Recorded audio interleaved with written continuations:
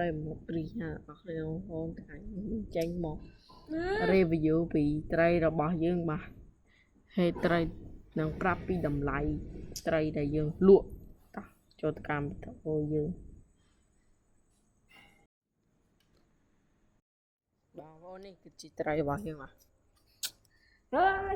ជប់មកតោះតែមើលត្រីនេះជប់ចាំកាមេរ៉ាបន្តិចតោះបងប្អូនទៅមើលត្រីនេះ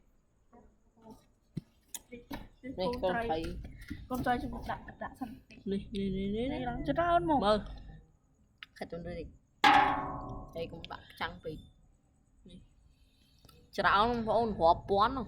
ចូលសបុកតែមួយចូលសបុកតែមួយដាក់ចូលសបុកតែមួយបងឃើញបងប្អូនមកនេះដាក់ចូលពីងមកពីងចាស់តែមើលត្រីទី2កូនសបុកទី2បងប្អូនសបុកយ៉ាក់នេះគឺជាសបុកយ៉ាក់នេះសបុកយ៉ាក់បងប្អូនទុំញាស់បាន2 3ថ្ងៃញាស់នេះសបុកយ៉ាក់ច្រើនឃើញបងប្អូនបងប្អូនឃើញតាមសបុកបងប្អូនចាំតាមសបុកច្រើនណាមើលបងប្អូនបើមានលឺលេសុំភ័យតបងប្អូនព្រោះតែគេព្រីភ្លើងកត់មកថតដែរបរោះព្រីយ៉ាងហើយនៅក្រោមឆាតទៀតបងប្អូនច្រើនបងប្អូននេះយ៉ាក់ណានេះតាមសបុកនេះតោះទៅមើលត្រីផ្ទាល់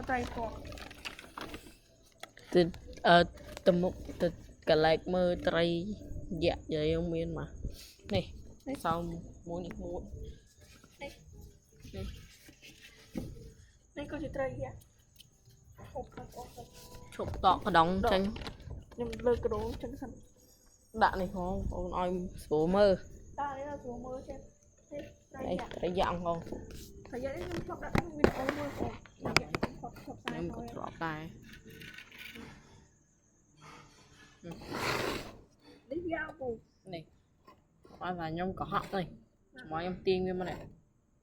មើលមួយដៃខ្ញុំហើយមើលមុខវាបងប្អូននេះណែបងណែប៉ុណ្ណាណៃបងចិត្តប៉ុណ្ណាដៃខ្ញុំមើលបងប្អូននេះឡើងចង់ធំជាងតែខ្ញុំលេងសើចសម្រាប់តម្លៃត្រីហ្នឹងវិញមួយក្បាលតម្លៃវាគឺ40000បងប្អូនតាមតម្លៃទូទៅបងប្អូន40000ពូវាធំណាបងប្អូនពូជអានេះពូជVIP Black Star បងប្អូននេះវាចង់ធំជាងមេដៃខ្ញុំទៀតហ្នឹងហើយតើលើចូលត្រីយ៉ាក់បន្ទាប់ទៀតបងប្អូននេះមើលត្រីយ៉ាក់មួយទៀតយកទុកឲ្យបាយបងប្អូន